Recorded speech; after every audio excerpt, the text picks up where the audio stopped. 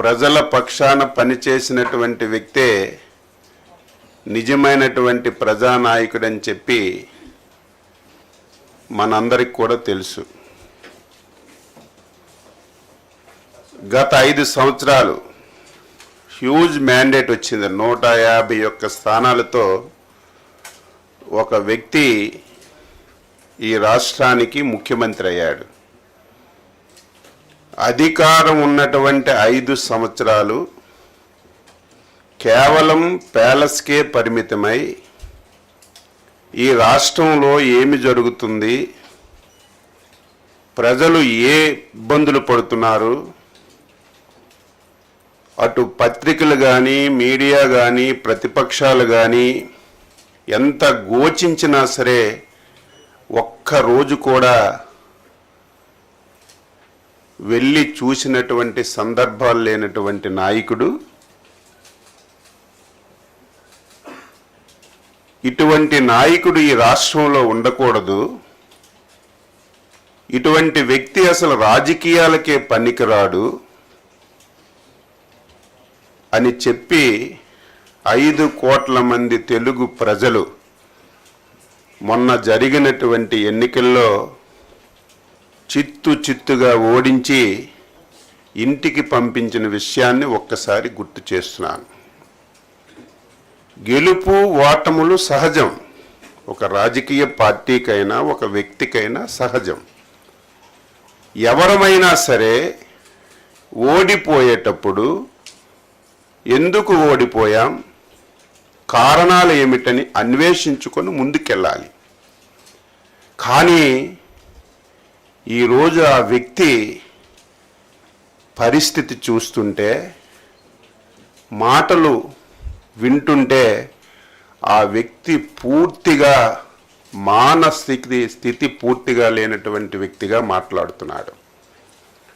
8 మాసాల్లో చంద్రబాబు నాయుడు గారు వ్యవసాయ శాఖని ఏమీ చెయ్యలేదు, రైతు దీనావస్థలో ఉన్నాడు, పంటలకి గిట్టుబాటు రావడం లేదని చెప్పి ఈరోజు పచ్చి అబద్ధాలు మాట్లాడుతున్నటువంటి వ్యక్తికి నేను ప్రెస్ మీట్ పెట్టి సమాధానం చెప్పలేనటువంటి అవసరం ఉన్నా సరే, ప్రజా జీవితంలో ఉన్నాం కాబట్టి, మనం ప్రజలకి జవాబుదారీ కాబట్టి ఈరోజు రైతులకి ఈ రాష్ట్ర ప్రభుత్వం చేసిన విషయాలని తెలియచేయాలనే ఉద్దేశంతోనే ఈరోజు పత్రికా సమావేశం పెట్టాను.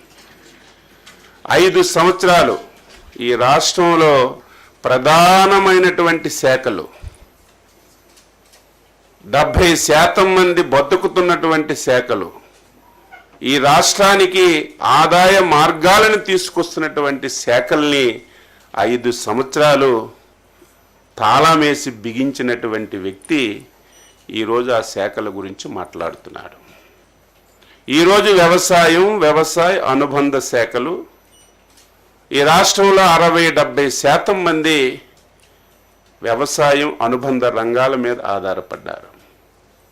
అందులో రాష్ట్రానికి ఎక్కువ ఆదాయ వనరులు వచ్చినటువంటి శాఖ వ్యవసాయ అనుబంధ శాఖలు. 5 సంవత్సరాలు ఒక్కటంటే ఒక్కటి రైతు గురించి నువ్వు చేసి ఇది నేను చేశానని చెప్తే ఎవరమైనా సరే గౌరవిస్తాం. ఒకవేళ ఆయన చేసిన మంచి విషయాలుంటే తీర్చుకొని ఆచరిస్తాం. 5 సంవత్సరాల్లో అతి ప్రధానమైనటువంటిది శాఖలో సాయిల్ టెస్టింగ్ అనేది ఒక్కరికి 1 సెంటు భూమికి సాయిల్ టెస్టింగ్ చేసి 1 కార్డైనా నువ్వు ఇచ్చావని నిరూపించగలిగితే నువ్వు చెప్పిన దానికి నేను సిద్ధంగా ఉంటాను. 5 సంవత్సరాల్లో మొత్తం వ్యవసాయ శాఖని అట్టక మీద పెట్టావు. 2014-19లో చంద్రబాబు గవర్నమెంట్లో తీసుకున్నటువంటి అనేక నిర్ణయాలని నువ్వు పూర్తిగా పాతాళలోకాన్ని పాతిపెట్టి రైతుకి తీవ్రమైనటువంటి ఇబ్బందులకు గురి చేశావు.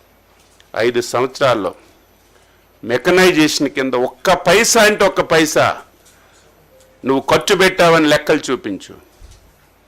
ఈరోజు అత్యంత ప్రాధాన్యమైనటువంటిది డ్రిప్పు, స్ప్రింక్లరు, ఇరిగేషన్ మీద ఆధారపడినటువంటి రైతులు ఉన్నారు. అందులో నువ్వు పుట్టినటువంటి రాయలసీమ జిల్లాలో ఎక్కువ మంది డ్రిప్ మీద, స్ప్రింక్లర్స్ మీద ఆధారపడుతున్నారు. ఒక్కరికైనా నువ్వు డ్రిప్ కానీ స్ప్రింక్లర్లు కానీ ఇచ్చినటువంటి సందర్భాలు ఉన్నాయని చెప్పి నేను అడుగుతున్నాను. మేము వచ్చి 8 మాసాలు అయింది, గిట్టుబాటు ధరలు రావడం లేదని గగ్గోలు పెడుతున్నావు. ఏం జగన్మోహన్ రెడ్డి, ఈరోజు ప్రధానమైనటువంటి పంట ప్యాడీ, రైస్. నువ్వు రైతు దగ్గర ధాన్యం ఎప్పుడైనా కొన్నావని అడుగుతున్నాను. కొన్న తర్వాత నెలల తరబడి రైతుకు 1 పైసా ఇచ్చావని చెప్పి నేను అడుగుతున్నాను, ఛాలెంజ్ చేస్తున్నాను.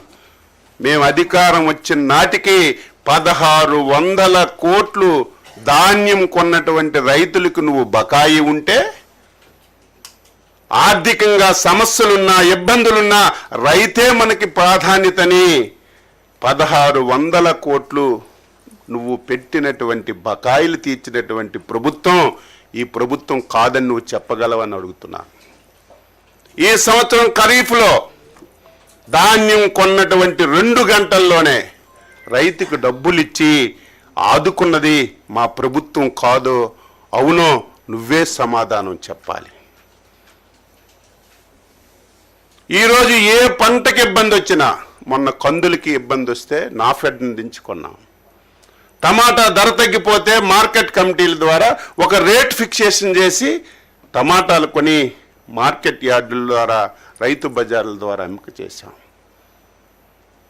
ఇవన్నీ ఈ 8 మాసాల్లో ఎరువులు ఎక్కడైనా సరే లేవని చెప్పి ఎవరైనా చెప్పారా? బఫర్ స్టాక్స్ పెట్టాం.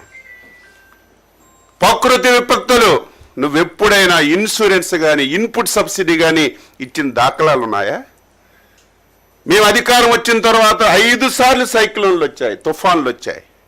వెంటనే ఎన్యూమరేషన్ చేసి ఈస్ట్ వెస్ట్ గోదావరికి వస్తే 34 కోట్లు ఇచ్చాం.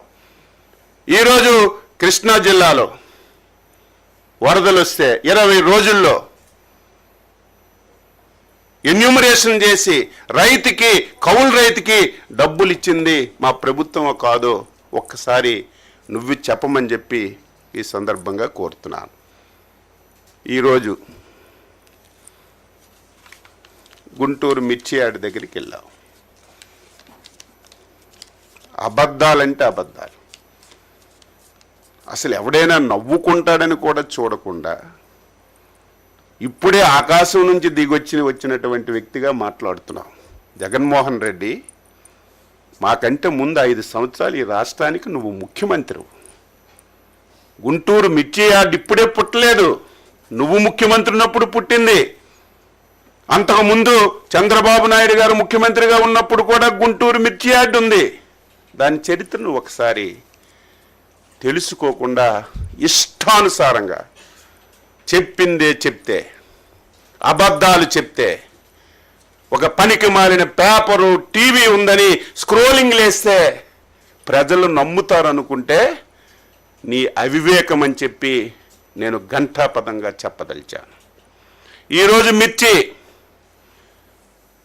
ఈ దేశంలో తెలంగాణలో పండుతుంది, మధ్యప్రదేశ్లో పండుతుంది, కర్ణాటకలో పండుతుంది, వెస్ట్ బెంగాల్లో పండుతుంది. అదే మన రాష్ట్రానికి వస్తే ఒక 11 జిల్లాల్లో మిర్చి పండుతున్న విషయం నాకు, మీకు, ఈ రాష్ట్ర ప్రజలందరికీ కూడా తెలుసు. మిర్చి మాట్లాడితే ఒక విషయం చెప్తాడు. మేము ఉండేటప్పుడు 20,000 రూపాయలు ఉండేది, చంద్రబాబు నాయుడు వచ్చాక 13,000కి తగ్గిపోయిందని చెప్పి మాట్లాడుతున్నాడు. ఇది నేను సొంత కవిత్వం కాదు, ఇది ఆన్ రికార్డ్. ఏ డిపార్ట్మెంట్ దగ్గరైనా సరే రికార్డు ఉంటుంది. గత 10 సంవత్సరాలు మిర్చి ధరలను తీసుకున్నాను ఒకసారి. 2015-16 నుంచి 2024-25 వరకు ఏ సంవత్సరం ఎంత ధర మిర్చికి ఉందని అన్ని సంవత్సరాలు చూస్తే మ్యాక్సిమం 11,000 నుంచి 13,600 వరకు ఉంది. 2 సంవత్సరాలు 2022, 23, 23, 24 ఒక సంవత్సరం 20,500, ఒక సంవత్సరం 20,000 ఉంది.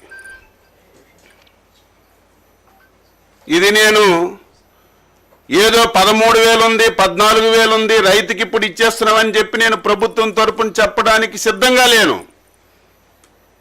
ఈరోజు మిర్చి రైతు ఇబ్బందుల్లో ఉన్నాడు. ఎందుకంటే ఆ రోజుకి ఈ రోజుకి పెట్టుబడులు పెరిగాయి, పెస్టిసైడ్స్ రేట్స్ అన్నీ పెరిగాయి, కూలీల రేట్లు పెరిగాయి. ఇబ్బందులు ఉన్నటువంటి విషయం కూడా ఈరోజు మేము గ్రహించాం. నీలాగా చేతులు కట్టుకొని ముడుచుకొనో, నీలాగా ఎవరో పేపర్ మీద రాస్తే చదవడమో ఈ ప్రభుత్వానికి, ఈ ప్రభుత్వంలో ఉన్నటువంటి మాకు అవసరం లేదని చెప్పి తెలియజేస్తున్నాను.